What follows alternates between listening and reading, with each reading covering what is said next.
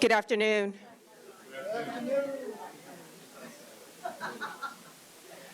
First of all, I want to say thank you all for coming out on what is a very rare sunny day for us, this winter thus far anyway. So we really appreciate your being here to support the Friends of the Needham Library. Just as a quick introduction of myself, my name is Simone Scott Walker, and I am a current board member of the Friends of the Needham Library. Most of you know us probably through our book sales that we run throughout the course of the year. The funds that we raise through those book sales actually enable us to not only fund miscellaneous needs that the library has, but then it also allows us to put together such great programming as we have today. And speaking of programming, we do want to make you aware of our next program that's scheduled for next month, March the 3rd, where we would love to see you here again. At that time, we will have novelist Stephen Macaulay, who is a Boston-based author, who will come to speak with us about his 8th novel, but depending on how you count them, because he's had 2 under pseudonyms as well. And so he'll certainly be here to talk about his 8th published novel. And that title of that novel is You Only Call When You're in Trouble, which is described as a funny family drama that contains observations as well on aging and academia. The presentation itself is titled Public Libraries, Pseudonyms, and Valley of the Dolls, One Writer's Journey. And so there are some different flyers that are distributed throughout the chair, so you can certainly take one of those just to remind yourself to log on to the Needham Town Library, go under events, and register for next month's program. We'd love to see you again then. And then just some other housekeeping matters. If you have your telephone on, just please put that on silent. This is being recorded, and you'll be able to rewatch the recording if you so choose on either the Needham channel or on the library's YouTube channel. So certainly if you want to share it with your friends, please do. We always welcome the opportunity to expand the number of friends that we have supporting the library, but then also just raise awareness about the different programs that we have. And so, you all didn't come here today to listen to me talk. You came here to listen to Dr. Imari Jeffries talk with us today. Dr. Imari Jeffries is the current executive director of Embrace Boston. The predecessor organization to Embrace Boston was King Boston. And so we'll hear about how the organization transitioned from King Boston to Embrace Boston. He is a long-time participant in the not-for-profit world here in the Boston area. He's been part of leadership for a number of organizations, including the Friends of the Children Boston and Boston Rising. He is also currently a senior advisor to the president of Boston Foundation, so maybe he'll talk some about his affiliation with the Boston Foundation. And he's also currently a board member for UMass Systems and has a total of 4 degrees from UMass Boston. So I only have 2 degrees, and at the end of that, his 4th degree is his PhD. And so based on what he's done thus far, we'll see if that's a terminal degree for him or if he goes back and gets some more. He's also an Army veteran, so thank you for your service, Dr. Jeffers. We certainly appreciate that. And like you, I'm looking forward to learning more about the Embrace Boston. And so, no further ado, please come ahead, Dr. Jeffers, and share more about your trip.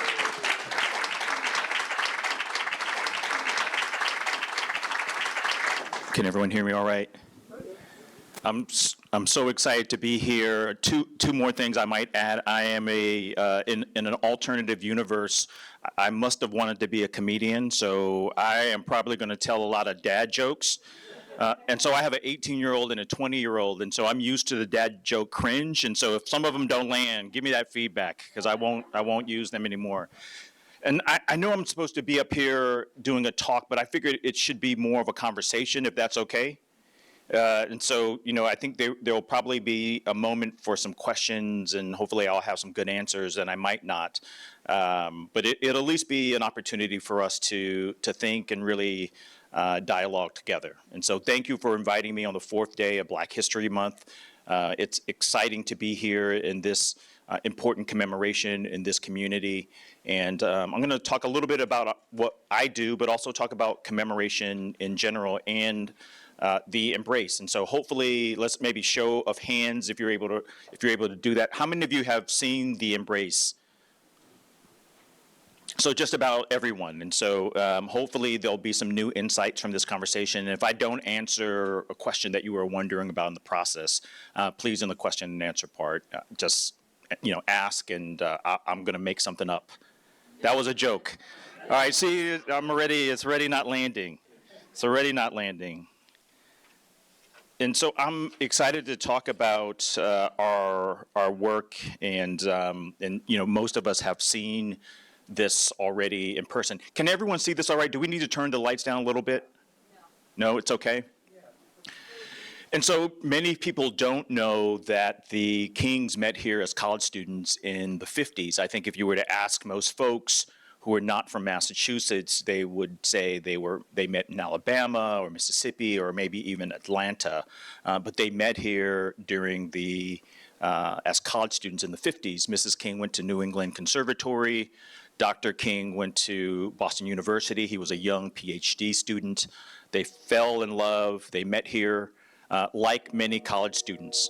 And so pre-pandemic, Boston is the fourth largest college town in the country. And so and when I say Boston, I really mean Massachusetts. And so the other college towns, air quotes, match the population size of the cities. And so as you might guess, New York is the largest college town. They have the most college students there. LA is number 2. Chicago is number 3. And Boston, independent of our size, sometimes we're 9th and sometimes we're the 11th largest metro area, but we are the 4th largest college town. Pre-pandemic, 375,000 students attended universities in Massachusetts. And so there's an alternate universe, one where I'm not a comedian, but one where the Kings decided to stay in Massachusetts because it was a welcoming, safe town for them to stay after they graduated from college. And so we don't live in that alternate universe where they decided to stay because Massachusetts was so welcoming. And so many of you know or have experienced the welcome to Massachusetts or welcome to Boston. Almost all of us have probably gotten a welcome to Boston card from the mayor of Boston. How many of you have gotten that welcome to Boston card from the mayor of Boston? None of you. None of you. Even if you're going just for a visit. It is a joke, but you probably have received it. It's orange, they place it on your windshield, and it costs you about $60. That's been most of our welcome to Boston. And so we don't do a good job as a region welcoming people. And so I think this is this opportunity for us to think about how we create a place, especially a place that has this renewable energy of students. 375 students pre-pandemic came to this city. Folks who live here, long-term residents. How do we make this a safe, welcoming community? And so just to talk a little bit about the process of the Embrace, we had a national call for proposals, despite the fact that Boston was the place that the Kings met. There is not and has not been a proper memorial to really honor their origin story, their founding story, which began here in the city. And so when Mayor Menino was mayor, he oftentimes tried to build a monument to honor the Kings, and we just couldn't do it. The will was not there in the city. And so we finally, through the momentum of Paul English, and many of you might know our founder, Paul English, Reverend Liz Walker, Damon and Kia Martin, Reverend Jeffrey Brown, wanted to build this monument in 2017 and really got the momentum going. And so there was a national call for proposals, 126 submissions, 5 finalists, and there were voting stations in post offices, there were voting stations in faith-based places of worship, there were voting booths in libraries, and based on those 5 finalists, the Embrace was selected by the community. And so it was important for us to also place this monument in a prominent position. And so we also wanted to memorialize Beacon Hill as one of America's oldest Black communities, and many folks don't know that. The backside of Beacon Hill was the place that many African Americans, Black Americans who lived in Boston during the colonial era lived. And so it is not, if you've been to Beacon Hill, it's not a Black community. It's a different community. It's a historic community. And so it was important for us to not only place this in a prominent position, but place it in America's oldest public park, the Boston Common, and also commemorate the community members who no longer have an address in that neighborhood. And so if you've been to the Embrace, one of the things that you've noticed is that there's this patchwork quilting at the bottom of the ground of the Embrace. And so we wanted to pay homage to Black Americans and Boston as one of the final stop of the Underground Railroad. And so quilts were one of the few things that Black Americans were able to possess, enslaved Black Americans were able to possess.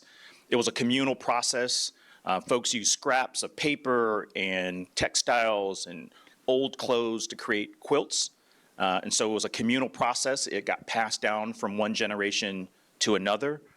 But also, they were maps. And so they were secret maps that marked the way to the Underground Railroad in Boston as one of those final stops, was a location where many formerly enslaved people found themselves. And so we want to pay homage to Boston's abolitionist community and our role in the great emancipation of our country. And I think it was also an homage to Dr. King. And I want to read an excerpt because there couldn't, you've never probably been to a talk where Dr. King was at the center, where there wasn't at least 5 Dr. King quotes quoted. So I'm gonna read probably a few Dr. King quotes. So this is first one that I'm gonna read. In a real sense, all life is interrelated. All men are caught in an inescapable network of mutuality, tied in a single garment of destiny. Whatever affects one directly affects all indirectly. I can never be what I ought to be until you are who you ought to be. And you can never be what you ought to be until I am what I ought to be. This is the interrelated structure of reality. And this was an excerpt from Letters from the Birmingham Jail, one of the great texts that King wrote that really became a rallying cry for all of us thinking about the role of belonging in a city like Boston, one of America's storytelling cities. But I said that I was a former comedian, so I'm going to tell some stories, or at least aspiring comedian. So I'm going to tell some stories in the middle of this talk. And so before the pandemic happened, like many of you in this room, I was online shopping when I should have been at work. And some of y'all know what I'm talking about with this online shopping at work. And so this pops up, and it might pop up now on your computers at home when you're online shopping. And so I was looking for some shoes, and this popped up, and it said, do I accept the cookies? You guys know what I'm talking about, those cookies that pop up when you're online shopping? You do. You do. You definitely do, right? And so I accepted the cookies, and then someone walked in my office, and I was trying to be sneaky, and I was trying to close the window up. Hopefully they didn't see me shopping for those shoes. And then I closed the window down. I think they didn't see me. And then they were asking me something else. And so I opened my browser to something else. And on the browser, there was like these little tiny advertisements for the shoes that I had been looking at. And so they knew I was online shopping. You guys know what I'm talking about. And so throughout the day, I was online. I was not online shopping anymore because I had got caught. But throughout the day, every time I open a window, different sometimes it's like a scroll thing, and sometimes it's on the side. Every window I opened, there were some shoes or something, or an advertisement for some shoes. And it reminded me that I wanted to buy those shoes. And guess what I did at the end of the day? You're right. I bought the shoes. And not only did I buy those shoes, I bought them in a different color. And I bought some for my kids. So I ended up buying like 4 pairs of shoes. And so I was reminded throughout the day that through these digital cookies that I wanted to buy those shoes, right? There was these messages. And sometimes I didn't pay attention to them, but they were talking to me, right? And I bought those shoes. Earlier this year, I was in Mexico. My wife's Mexican, and so we were down there to spend the holidays with her family. And so we were in the grocery store because, when you're doing the Airbnb and you're staying at family's house, you want to save some money and you don't want to go out to eat every night. Like, you want to go out to eat because you're away with family, and you need to going out to eat when you're staying with family because you need those breaks. You guys know what I'm talking about? If you don't, that means your family's going out to, well, if your family's at your house and they're going out to eat a lot, that means they're taking the breaks from you. So if you didn't know. But we were at the grocery store, and one of the things that I realized at the grocery store in Mexico was that every cereal or item of food potentially in our country marketed for children, there was either a sticker. Now you could kind of see it on the Frosted Flakes, but there was a sticker placed over the cartoon character, or the cartoon character didn't exist at all. And so some of the companies you see with the Captain Crunch, and you guys know Captain Crunch, right? No, that's Tony the Tiger. They're great. That's Tony the Tiger. And so Tony's covered. Captain Crunch, he's not even on the box. The Trolleys, there's the troll gummies, there's the little troll candies. They, hid the little cartoon character for the troll candies. And so there's this understanding that these cartoon characters are, I'm going to call them analog cookies, right? And so these are these figures that kids like, because kids like cartoon characters, that are reminding the kids when they associate these cartoon characters to these sugar items.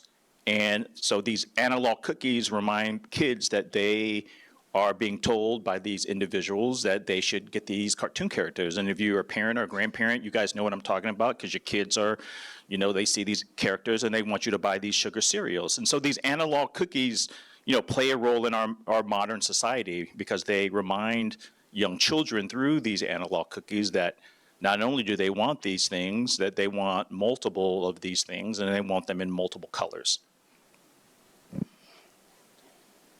And so monuments, to a certain extent, are also analog cookies. And so monuments serve in the same way that not only did those digital cookies remind me that I need to buy those sneakers, but those cartoon characters remind children that they want to buy those sugar cereals. So monuments are as much about the individuals that are being memorialized as the individuals who decided to commission those monuments. They represent a certain level of values, and they're an embodied experience. And so most American monuments are built in the neoclassical style, which is a combination of Greek revival and Roman revival. And so you kind of get the sense, this is the Washington Monument in Boston Public Garden. And so the neo-colonial style is this plinth that the Washington statue is sitting on. It connotes this level of weight and age. It's old, it looks ancient. And so if you ever gone to Copley Square, you know that there's the Trinity Church and there's the Boston Public Library, but the Boston Public Library looks older than Trinity Church, despite the fact that Trinity Church is 200 years older than Boston Public Library, because the Boston Public Library is built in the neoclassical style, and it connotes this level of age and weight. Most American monuments that are built in this manner are also set up high, so it's an embodied experience. If you've ever seen this in real life, you know that you cannot touch George Washington. He's high up. There's a small fence around this, and you have to look up in order to see Washington. And so there's even an embodied experience. There's an analog cookie that carries this embodied experience around American monuments. Have many folks seen this, this image before? And so 2026 is our country's 250th birthday. It's our semi-quincentennial. So we've seen this image before. This is a painting of the Boston Massacre. And so many of us know or have seen and heard these stories in our history room. We've seen this analog cookie before. And so the story is that concerned citizens marched out and they were concerned that there were British soldiers occupying Boston. And Crispus Attucks, the first martyr of the Boston Massacre, the American Revolution, was shot. And that started this chain reaction that led to American independence. I want to read you a little excerpt. And so many of us don't know that John Adams, President Adams, was the attorneys of the British soldiers. He was charged with defending the police force at the time. And so the average American at the time was 5'8". Attucks was 6'2". I'm 6'2". That doesn't seem very tall, but at the time that was tall. And so Adams, as a part of the defense, talked about Attucks' muscular stature and his mixed-race heritage to justify the British troops' fear of him. Adams described Attucks as a stout mulatto fellow whose very looks was enough to terrify any person. So in other words, because of his dark hue and his large stature, the only way to subdue him was through lethal force. We've heard that before, right? And so in the middle of the pandemic, we've experienced it. We watched it live on TV. We watched this 9 seconds, right? Because of this individual's large stature, the only way that the police could subdue them was through lethal force. And so they killed Mike Brown. I meant Crispus Attucks. Freudian slip. And so these narratives, these analog cookies, are as American as the Boston Massacre, right? These analog cookies remind us that not only do we want to buy those shoes, we want to buy those shoes in multiple colors, and then we want to buy those shoes for our family members. I want to show you another image. Many of us seen this image before, this painting.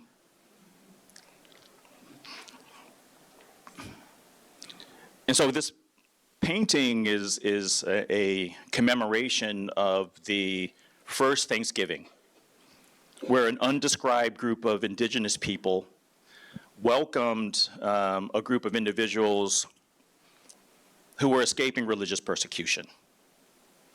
And in the middle of November in Massachusetts, not in the global warming era of Massachusetts, but Massachusetts in November in these times, they had a barbecue.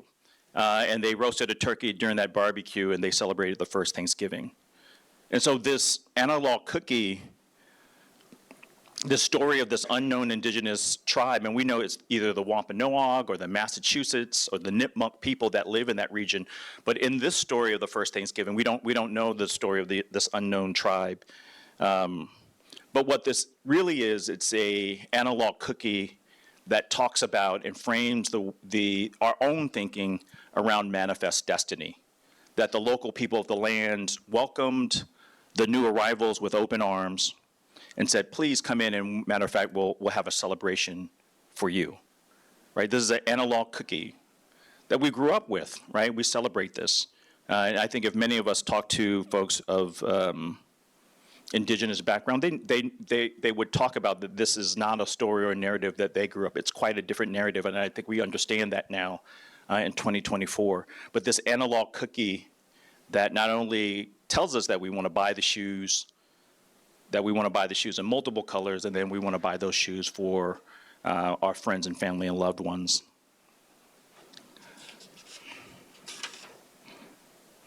I want to show you a couple more cell phone towers, analog cookies. And so this is the Confederate Monument in Arlington National Cemetery. It's the Confederate Soldiers Monument. And so it's built in a neoclassical style. You can't touch the individuals at the top. It's an embodied experience. You have to look up in order to see the individuals.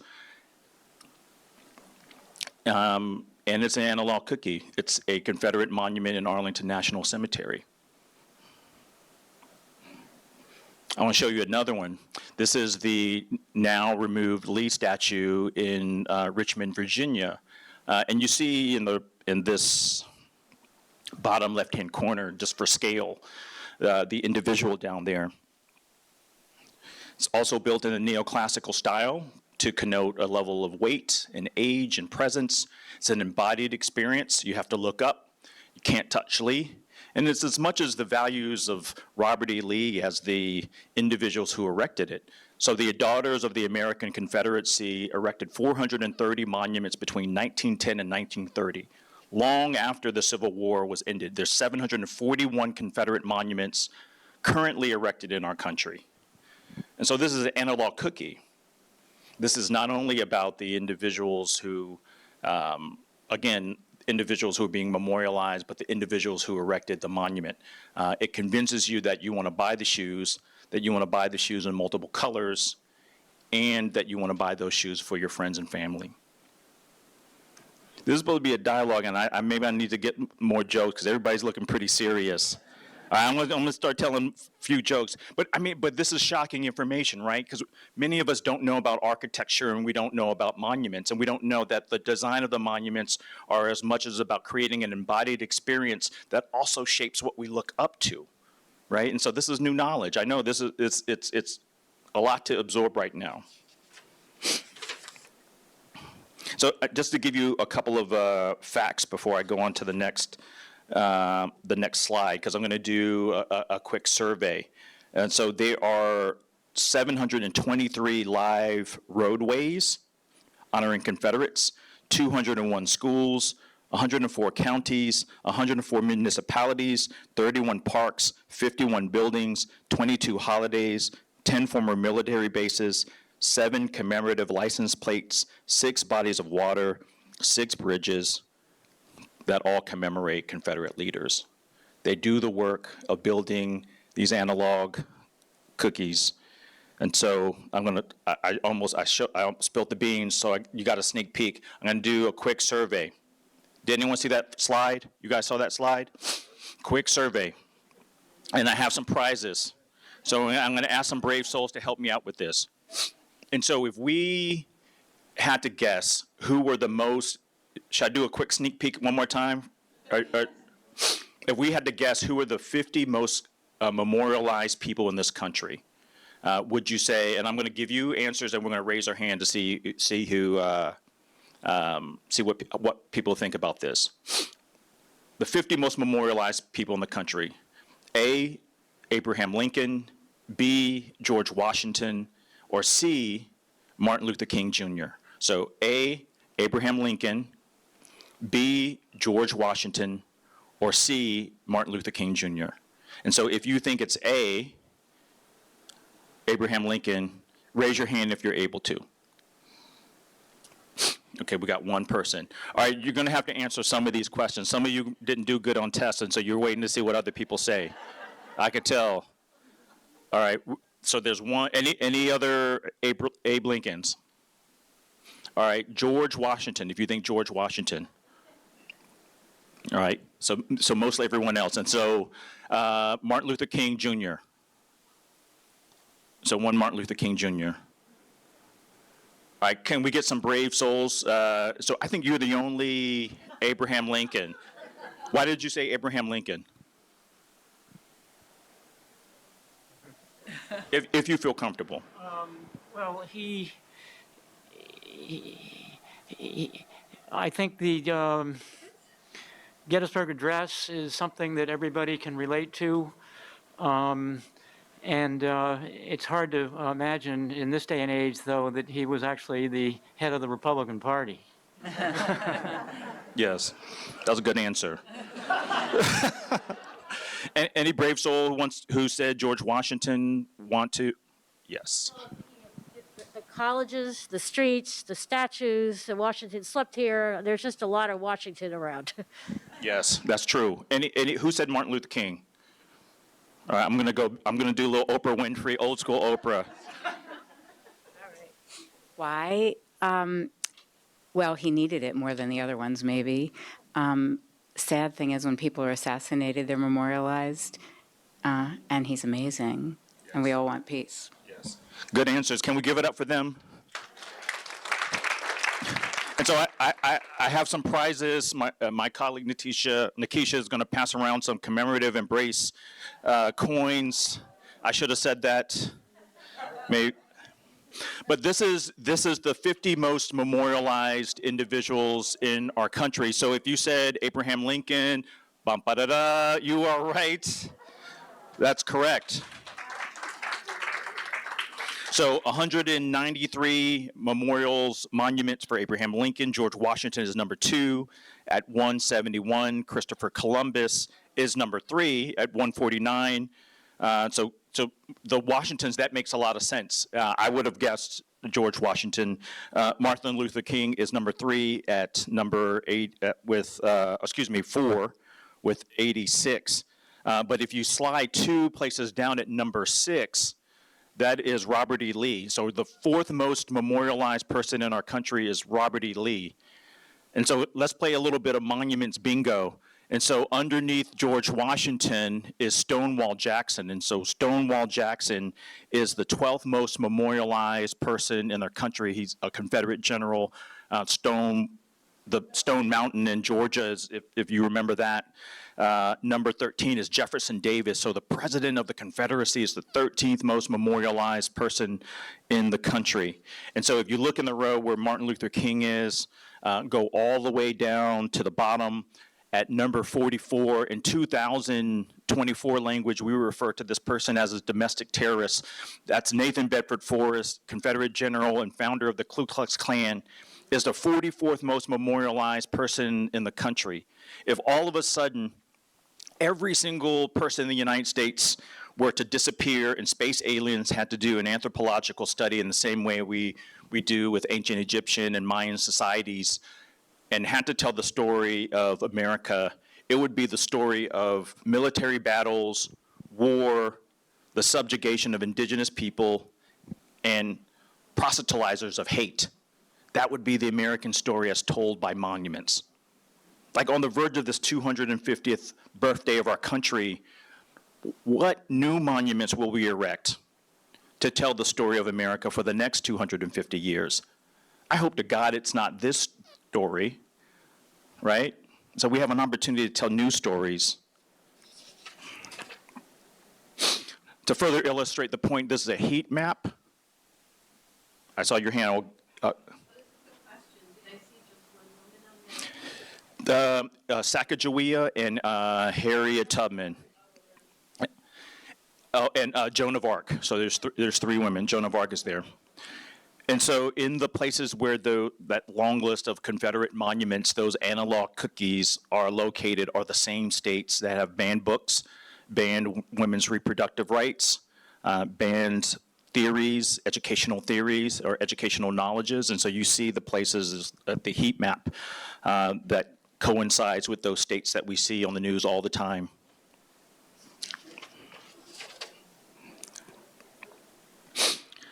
But we're here to talk about commemoration and the importance. And, before this conversation started, I had this, we were talking about what does it mean to commemorate Black History Month in a town, right? So how do we, as a community, build an analog cookie, right? Build the analog cookie to commemorate Black History Month. What are the shoes we want people to buy? What are the colors? And how do we want our friends and families and loved ones to buy those shoes? Right, and that's kind of what we're here to talk about a little bit. And so King is a contested figure, and I think I said earlier that, you can't go to any conversation where they're talking about King where you don't hear at least 5 quotes. If you don't hear 5 King quotes, you could say, I want my money back. I think everybody might have paid something to be here, if not. So you got to hear at least 5 quotes. So I want to read you some quotes because King is a contested figure, right? He's an analog cookie in this moment in time where there's a battle going on for that meaning. And so I want to read you some quotes from some current King scholars. This is Congresswoman Nancy Mace when referring to in defense of the impeachment hearings for Donald Trump. And so she said, I'm asking my colleagues to remember the words of the legendary, the great leader in this country, Dr. Martin Luther King, who once said the time is right to do what is right. And this is in defense of not impeaching Donald Trump, not impeaching him. And so another famous King scholar, Vice President Mike Pence, in a conversation, in a speech to defend the border wall, so now is the time to make real the promises of democracy and build the border wall. That was the rest of this quote. Vivek Ramaswamy, another famous King scholar who was a Republican vice president candidate, or presidential candidate. I think he's running for vice president, to be quite honest, right now. And so, as a famous King scholar, he said, what bothers the heck out of me is right when we're close to that promised land, we then obsess about systemic racism and white guilt. And finally, my favorite King scholar, Governor Ron DeSantis. And this was after the signing of the Kids and Employees Act, where He made it illegal for parents for schools to teach critical race theory as a part of the Don't Say Gay laws. He said, you think about what MLK stood for. He said he didn't want people judged on the color of their skin, but on the content of their character. Right? And so these analog cookies, right? So even though we create these analog cookies, we think about these commemorations, they can be changed, right? And so sometimes you change the password on your Wi-Fi password and you boost it up. And so like these analog cookies are always being contested, right? We're in a constant struggle for what the meaning of these things, including King, his vision, his language, his thinking is being changed, right? He's contested. I think for me, and you know, I think I might have mentioned this before, when we were thinking about building this monument, it was originally called MLK Boston, and so we were building this monument for Dr. King.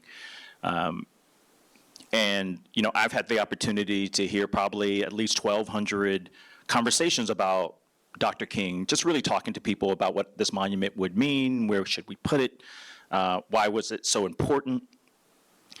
And what came up time and time again was Mrs. King.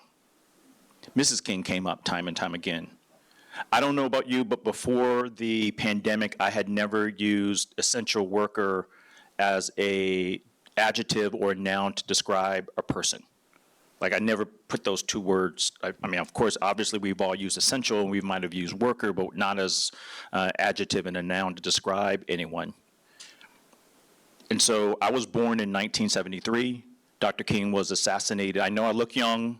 I look like this young guy up here. That was a joke, y'all. Maybe it's like the cringe. Oh my gosh, I'm bombing. I won't use that one. Write that down. And so I had never heard Dr. King live. Most of my understanding, or anytime I've heard Dr. King, was on grainy reels. It was on the radio that were recording. They were pictures. It was film. But I have had an opportunity to hear Mrs. King live. I did see Mrs. King in my life. The passing of the King holiday was in 1983 by President Ronald Reagan, who saw it as an opportunity to change his image and to boost his credibility around justice and rights. But it wasn't until the year 2000 that all 50 states celebrated the King holiday. In many states like Arkansas, it was Robert E. Lee and King holiday. In Alabama, it was Stonewall Jackson, Lee, and King holiday. And in New Hampshire, it was not the King holiday until 1999. And so many states, because Robert E. Lee's birthday is close to Dr. King's birthday, coupled it up, right? And so if it wasn't for Mrs. King's advocacy, the King holiday would not exist in all 50 states in the way that we know it. And so she has been, for many of us, the steward of the civil rights movement and the King legacy. And so it was important for us when we built this monument to honor Mrs. King as a hidden figure, as an essential worker who did the work, who was underappreciated, that we now understood were the individuals that kept our society together. And so it was important to acknowledge her contribution.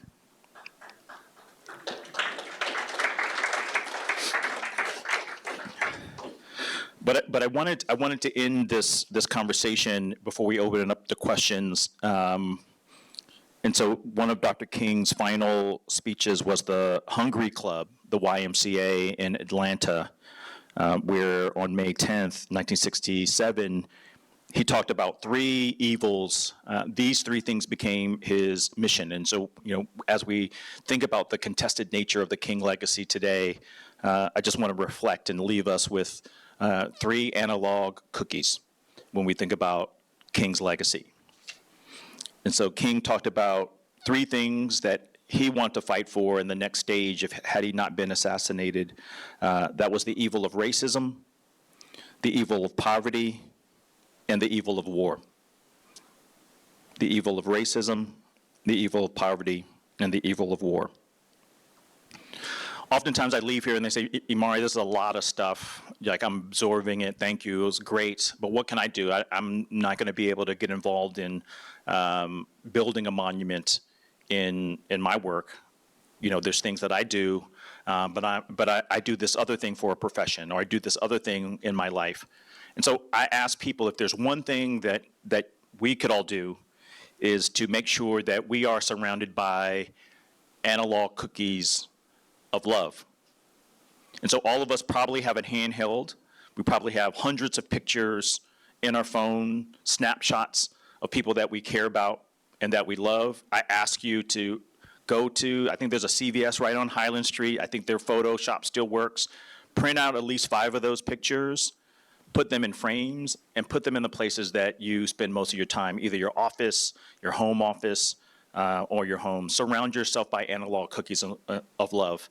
I promise you, I haven't made any promises today, but I promise you it will change your perspective. You will buy into that analog cookie of love. You need more reminders of those analog cookies of love. And not only will you buy that love in multiple colors, you will pass on those colors to your friends, your families, and your children. Thank you for having me here today and being a part of this conversation.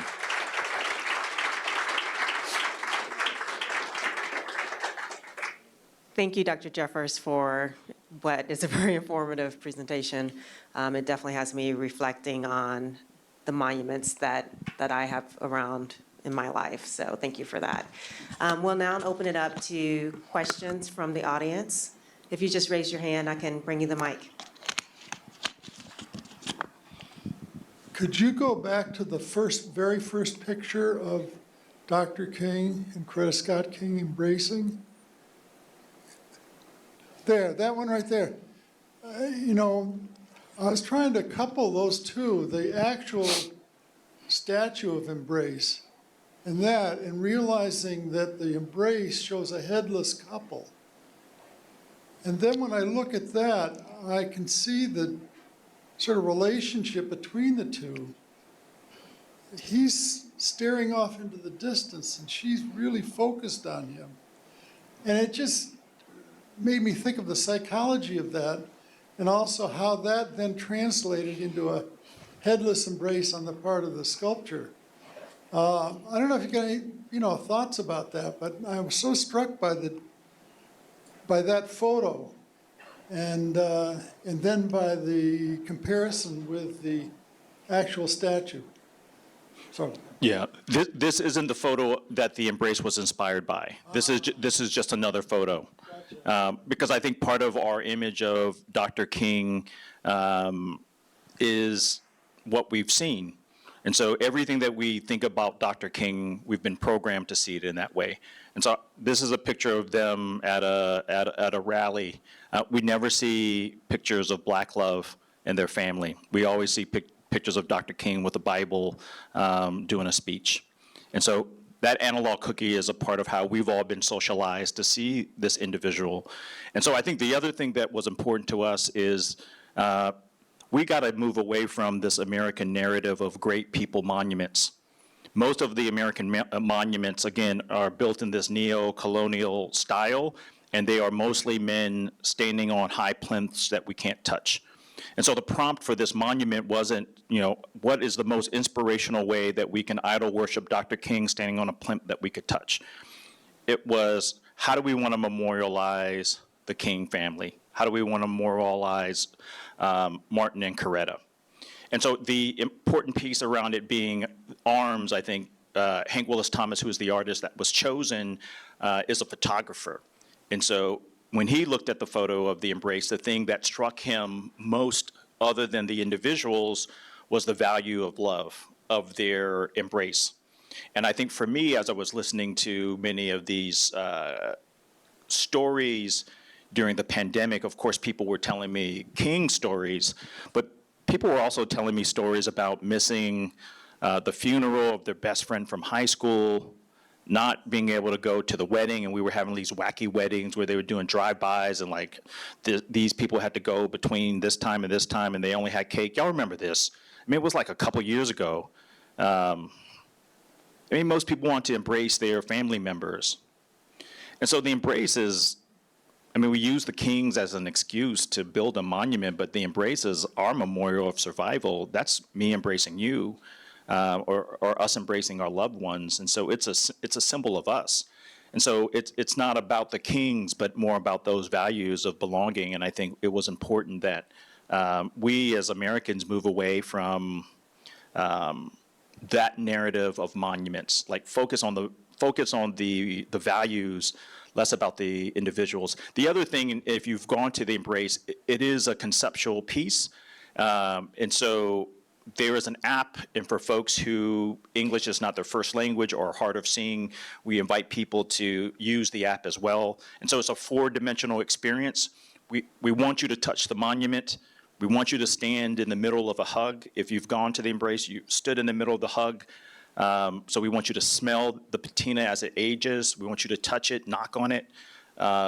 We want you to listen to the stories. I've seen kids test the taste of it. They want to see if it tastes like chocolate, so I've seen them lick it. It doesn't taste like chocolate, I think. I don't know from experience, but I've been told. And so this embodied experience is in counterbalance to this way that we normally experience monuments, which is this. Even the King Monument in Washington, D.C., it's this.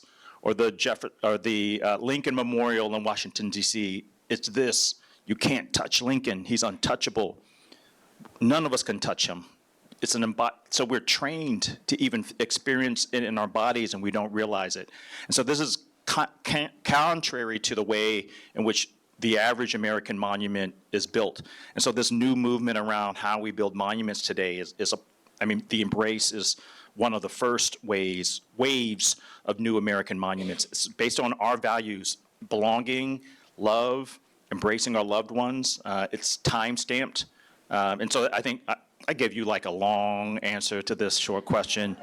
But it is a good question, right? Because I think we've been trained to build and only see monuments built in a certain way. And so we're trying to retrain ourselves. Go to Peter. I'm going to try to work my way around the room. Favor the front because it's easier. Don't be asking me no hard questions. No, this is a softball. Okay. The work of Embrace Boston did not stop once you got the statue dedicated. What are you up to now, and how can folks in sunny Needham participate in the things that Embrace Boston is doing? Thank you. Softball. Woo. Thank you. Embrace is a research, policy center, art and culture institution. And so in a very similar way as the Equal Justice Initiative, if you've had a chance to go down to Alabama or see the movie Just Mercy, the Brian Stevenson, so there is a museum. They are a legal aid organization that has created a museum and a monument to talk about how we got here. And so I think Embrace is designed in that same way. And so we're building a museum and cultural center in Roxbury. We do ongoing research. And so some of the latest research was talking about the migration patterns of Black Americans, was talking about the impact of climate on all of us. The next one is to talk about these 8 injury areas that racism has caused all of us, not just people of color, but really all of us. Those are culture symbols, transportation, housing, education, wealth, health, and resiliency. And so racism has impacted all of us as a country. And so we are illuminating those things. So we're building 2 more monuments. And so the next monument project that we're working on is around the Emancipation plinth. And so in 2019, they took down the Emancipation Monument that was located in Park Square. There were 2 of them, one in DC, one in Boston. It was Lincoln standing over a formerly enslaved person who was nude. And so they took down that monument, but the pedestal still exists. And so what we're working on is doing a rotating exhibit, rotating monument on that plinth. And so every year we're asking a new artist to interpret emancipation for that year with a monument that they would design that interprets emancipation. Because there's many ways in which we would interpret emancipation. Could you imagine a Palestinian artist or a Jewish artist interpreting emancipation? What would that monument look like? They might be the same monument, they might be different monuments. And so I think there's 2 things that we're hoping to get from this project by allowing people from different cultures to interpret one similar concept, but to also demonstrate that monuments can be taken down. We are allowed, we live very long, rich, complicated lives. We're allowed to change our minds as we grow. And so our monuments and the things that represent us are also allowed to change. And so part of it is building those habits for all of us. And so those are the two of the things that we're working on. So the museum hopefully will be online in 2028. So it's going to take us a little while to break ground and build that. Thank you. Thank you so much. Freddie Kay with Suffrage 100, Massachusetts, soon to be Massachusetts Women's History Center. Hi, Imari. Hi, how are you? Good, how are you? I'm good. This was awesome. I learned a tremendous amount today, and I so appreciate everything that you presented, including your description of the monument and the pedestals and so forth. The same theory was used, as you may know, 20 years ago now with the Boston Women's Memorial. Because similarly, and I want to encourage everyone as you go to see Embrace, to take a walk down the mall on Commonwealth Avenue outside of the Boston Public Garden, where there's the Boston Women's Memorial, which similarly put 3 women not high up on pedestals, but low down where they can be touched and felt and read. And that's Phyllis Wheatley, Abigail Adams, Yes. and Lucy Stone. So I think it's spectacular that more of these monuments are that way, and this is just phenomenal. Thank you so much. Thank you. Thank you very much. I learned a lot. I was just wondering about a little bit more about the connection with BU, how he chose BU and his impact on BU, and have they done memorials to him?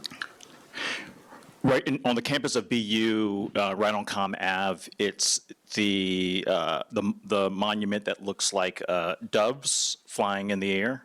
And so one of King's great mentors was a faculty member at BU, and I think that was one of the reasons why he chose BU, because his father was an also influential faith-based leader, and so I think there was a connection to the faculty members at BU that prompted King to come here as a divinity student, getting his PhD in divinity. Thank you so much for being here. You mentioned hanging out with your in-laws in Mexico, and you gave me the chills when you talked about UFOs writing our story, as we do with the Aztecs. And so in your work, I'm curious to hear your take on how special are we? How unique or not is the United States, and who we build for, and why we build monuments? Yeah, I think we are. We are a melting pot of different histories, and I think that makes us unique from a lot of different places. And I think even thinking about the emergence of Black History Month and Latino Heritage Month and Lunar New Year, which is around the corner, and I think the way that we have attempted to commemorate each individual group, I think we're in this moment in time that makes us distinct and special from other cultures and other countries.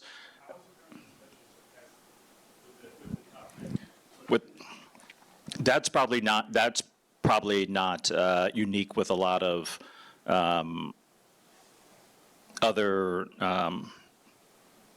Western nations. I think there's a aesthetic that looks the same way, right? And and public monuments are about memory, and they're about the social contract of the country. And I think at the time, the monuments that we erected were centered on a social contract, some particular memories that we thought were worthy to commemorate. And I think we have an opportunity.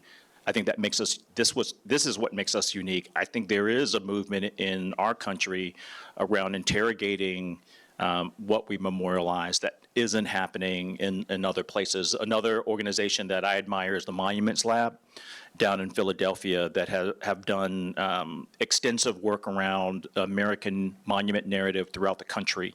And so we rely and count on them as an organization that's doing like-minded work across the country.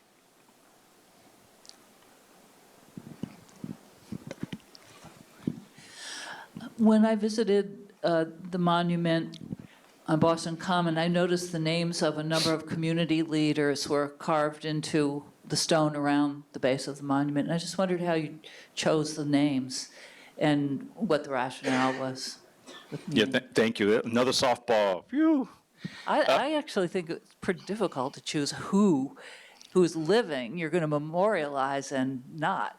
Yeah, that was, I think for that process, I definitely didn't want Embrace to be, staff members to be engaged in that, because I think it was pretty difficult to make those decisions. And so in the similar way as we chose the monument, we also had different ways in which people voted. So people voted on those individuals, and the prompt was that they needed to be active from the 1950s, 60s, and up to 1975. And so no one who's memorialized on there was active like in 1976. So it was really strict on this 25 years. And so we wanted to understand the 10 years before Dr. King became Dr. King, and then 10 years afterwards. And so the Kings returned in 1965 for the 1965 Freedom Rally.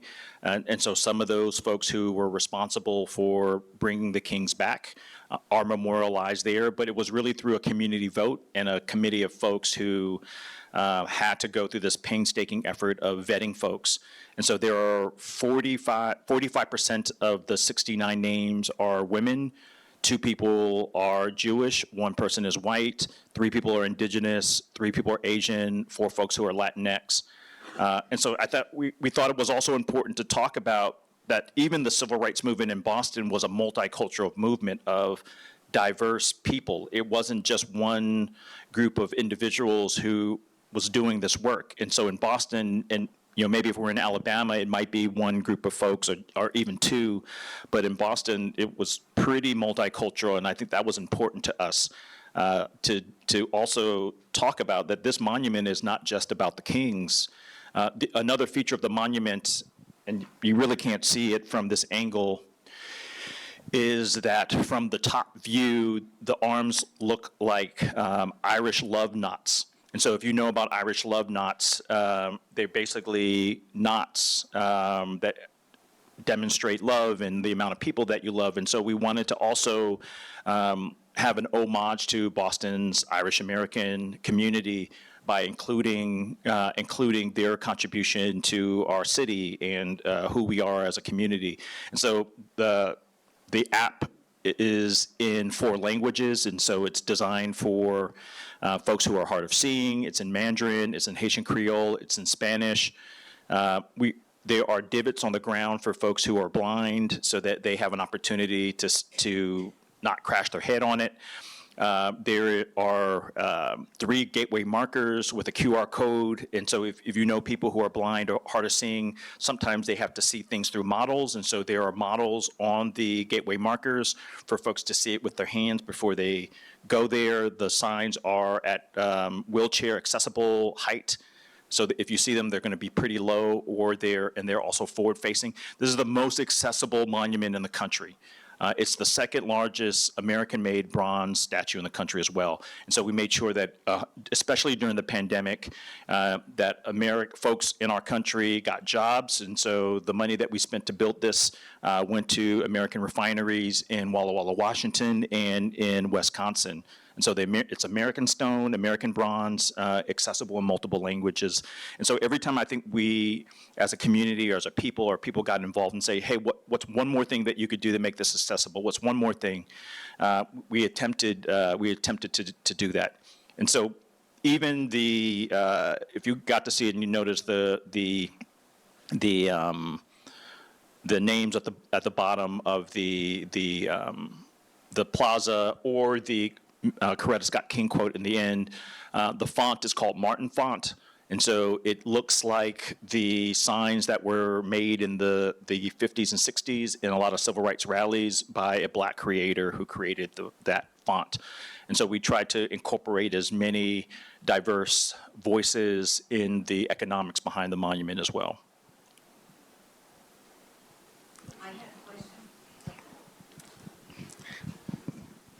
You had a question. How was this selected in planning this monument? How was that determined that it would be in that way? Was there a timeline that guided this should be completed by a certain date?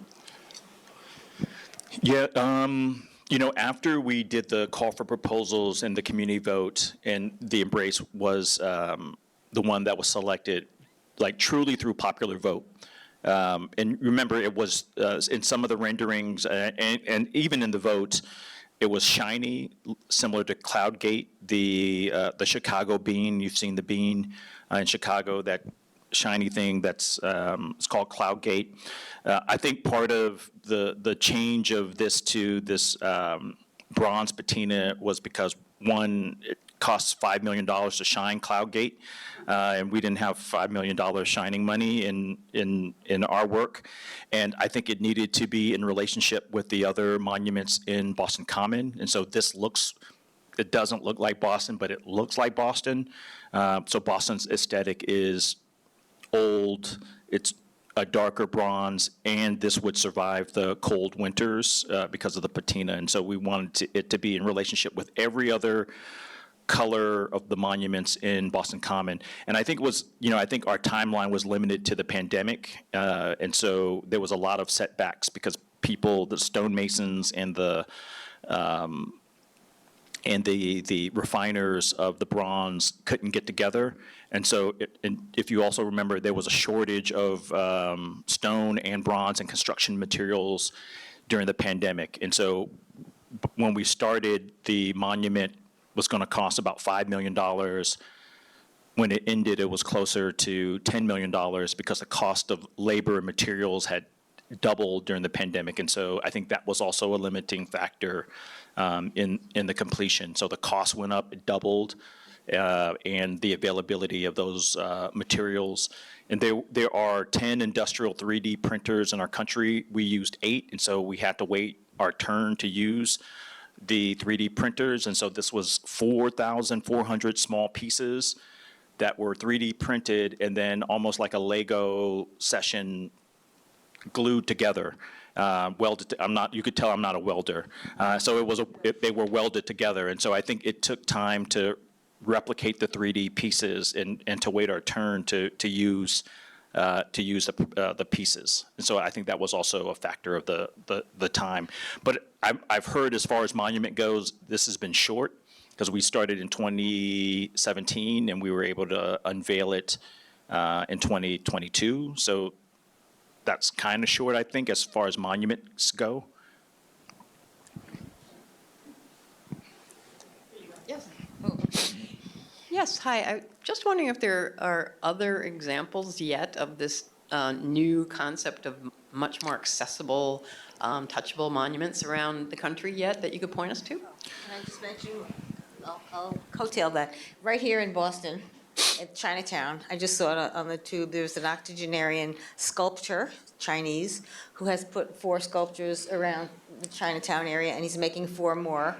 And he's specifically having it at eye level and sitting level, so you can see the person, and he's making the eyes so you can see, the statue can see you. So that's happening now here, but I'm sure there's others. No, phew.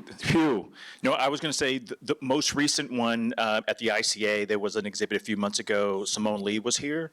And so some of the pieces at the Simone Lee exhibit were, one in particular called Sentinel, was a replacement monument when they took down the Robert E. Lee monument in New Orleans.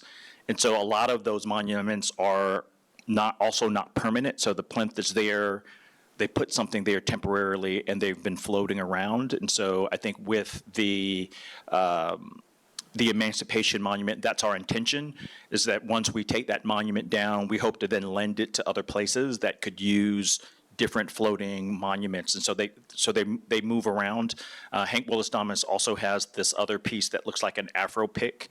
So so that one, you probably have seen that one that's been floating around or been around the country. I think the last time, it's in New Orleans now. So there's a few of those pieces, but they're mostly traveling. They're not as big as the Embrace, like 8-10 feet in height.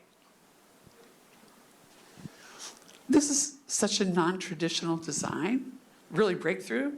So could you talk a little bit about, how people got there, if this became the consensus choice, was that a difficult trajectory to get there versus sort of the traditional, people, bodies? Yeah, and I wish I would have put it in the deck, that all the 5 finalists, none of them were individuals. And so I think on Boston.com, if you type in, you type in 5 finalists for MLK statue, there's renderings of it. And I usually have it in another deck. I didn't put it in there. And so none of the submissions were individuals. They were all abstract pieces. And I think that was a part of the prompt, that we didn't limit people to do monuments that were pieces. So all 5 of the 5 finalists, all 5 of the things, the monuments that people were voting on, none of them were humans in the prompts. So I think this was truly popular vote. And so once we tallied the votes and said, okay, this is it, I think there wasn't any resistance, at least in the process of building it. I think after it was here, there was some resistance and stories. Yeah, I think that was difficult. I think it is hard for folks to introduce new concepts to folks. And, I think the week afterwards, the artists, myself and a few others, were on national television talking about the monument. Two things that I reflect from that moment, that a lot of the feedback or the backlash of the monument was feedback and backlash about our city, about Boston. That whatever the colorful comments about it being a image of a intimate act, that it was feedback about Boston. That it was not conceived that a city like Boston could have a monument, or if we would build a monument for kings, of course it was a city like Boston that was mostly white that would build a monument and have it not be in the brown community, right? And so, like, we're in the convergence, and if you're into podcasts like I am, this is the year of the 50th anniversary of the Boston busing. You've probably watched the HBO Max or listened to the podcast around the Charles Stewart case. And so we're in the convergence of these things that are not in the distant future. Boston as a city is still paying for Ted Landsmark getting bludgeoned with American flag. And so that is people's perception. Throwing bananas at baseball in Fenway Park, Draymond Green during the NBA Finals getting called ugly words. And so, like, this is what makes national news about Boston. Like, right? And so, like, we're in this culture war around what Boston is. And, like, we live here, we know what we are. And so we are the opposite of Florida. We're the anti-Texas. And so I think we have to be, in many cases, this villain. And so, of course, like, this narrative of Boston being this place, right? We also have 100% of our elected officials of power are women, our governor to Boston's mayor, right? We have in Boston the most diverse city council that we've ever had. First state in the country to legalize same-sex marriage, right? But we're also stabbing Ted Landsmark. We're also this other thing, right? And so I think part of that narrative was that. And so this idea of the 250 is important. Like, Boston needs a refresh on our image, because we're the opposite of those places. And so the best way to demonize us by saying, hey, of course they would, build this king statue that looks like a sexual act. Of course there were no black people involved in honoring the kings. Of course it would be in this community, because people don't understand the history of our community. And so I think that was a part of the backlash. And I think the way that racism works, we've all been impacted by racism, including black people. Anti-blackness is a unique phenomenon where only one race is impacted by that. And so I think racism is not the people, it's the water. It's not the fish, it's the water. And so I think we have to clean the water up. And we've been socialized in some water through our monuments. I just showed you that, like, for example, like through our sugared cereal, like everything is a marketing tool to convince us to do something or not. Every single thing, including our monuments. Our monuments are cell phone towers of hate in many cases. And I think we got to build these new cell phone towers of love and take things down when they no longer serve us. And I think here I go with these 5-minute answers again. I'm sorry. That was the time. And I just, one of the individuals that was the biggest opponents was Seneca Scott, who was Mrs. King's cousin. And through an interview with The Guardian, we ended up having a phone call, and now we're friends. He was here for the Embrace Ideas Festival. I think his understanding wasn't clear until he came and visited the monument himself and met the people behind it. And so Embrace is doesn't see us canceling people into equity.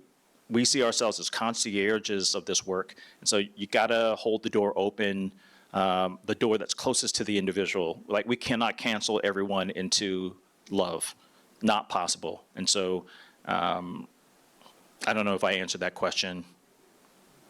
I think we have time probably for one more question. Hi, everyone. I don't really have a question, but I also want to say thank you so much for your lecture. I've learned a lot, like most people here today.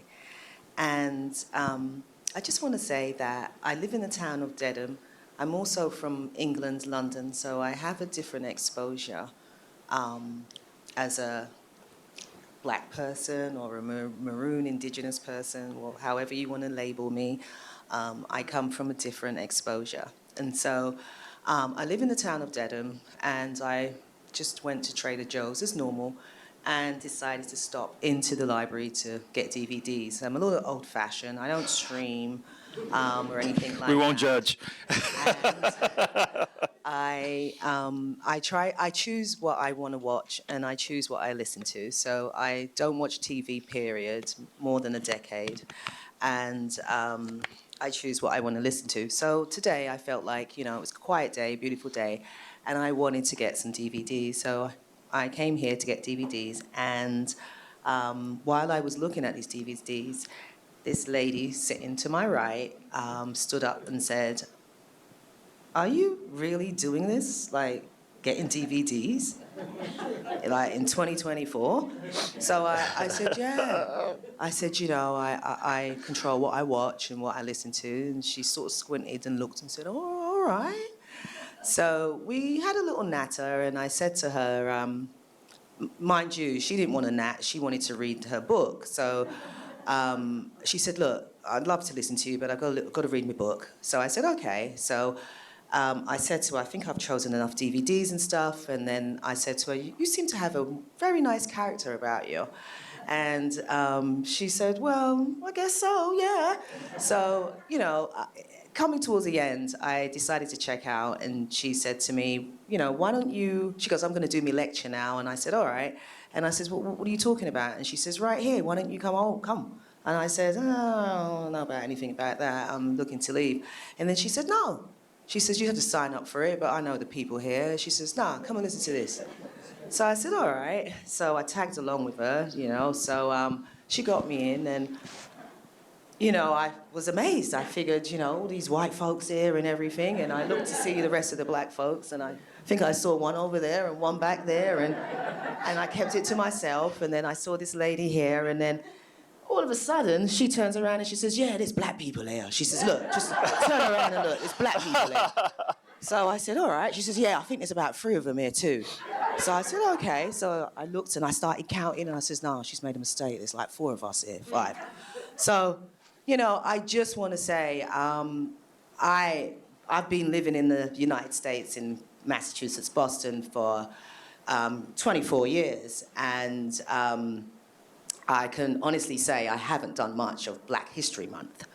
I think maybe when I first came, a couple of years in, and then after that, it wasn't, I didn't do much about it. So it's been very, very interesting for this charming lady here who's a Caucasian lady here, who's actually invited me to this lecture. And sometime last year, I had gone down and looked at the monument, and to be honest, I couldn't make head or tail of it. And today I can really see more clearly what it was about. It's huge. I do remember beating on it, and it was very hollow. So I'm very grateful, and I feel totally embraced. And the thought, my monument thought is this session or this lecture and this moment in time is going to be with me for the rest of my life. And I can always share this with my brothers and sisters around the world. So I'm totally appreciative to be here today, and I just wanted to share that. Thank you all. Thank you. Thank you. Any reaction? What's that? Any reaction? No, I feel like this is why commemorations are important, and I think despite the fact, and I know we were joking about that, but we all need new habits to commemorate these diverse holidays, and we're all trying to find our way. And so, some of these holidays are new, and we got to keep trying and figuring those out, right? And we can't let the idea that someone else is going to cancel us as we're trying to learn on our own and new ways of being. And so I really, really appreciate that invitation that you extended, and I really appreciate your remarks and feedback. I think this is the spirit of why this commemoration started in the first place, for a space of learning and safety and acceptance and belonging. And so I appreciate that. Thank you for sharing that story. I just want to say one thing which I found that was very strange was when I sat down at first, when I first sat down, I said to her, I know that man. Who's that man again? And that was Martin Luther King. And she took one look at me. She's like, girl, please. That's Martin Luther King. And I said, I knew it.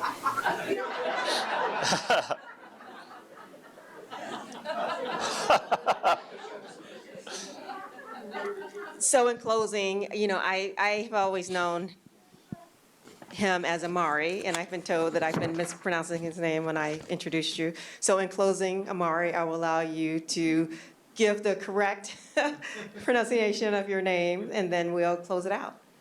It's Imari. You were right. You're right. Thank you. Thank you. No, but your full name, Imari. Paris Jeffries. Yes, thank you. Thank you.